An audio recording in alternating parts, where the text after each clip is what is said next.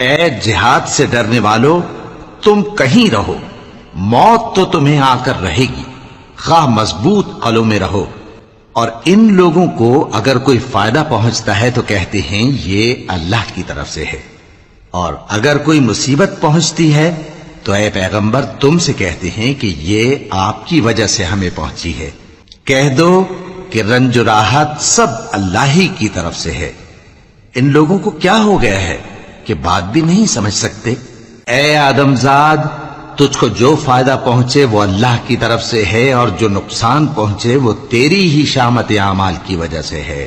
اور اے نبی، ہم نے تم کو لوگوں کی ہدایت کے لیے پیغمبر بنا کر بھیجا ہے، اور اس بات کا اللہ ہی گواہ کافی ہے۔ جو شخص رسول کی فرما برداری کرتا ہے تو بے شک اس نے اللہ کی فرما برداری کی، اور جو نافرمانی کرے تو اے پیغمبر تمہیں ہم نے ان کا نگہبان بنا کر نہیں بھیجا،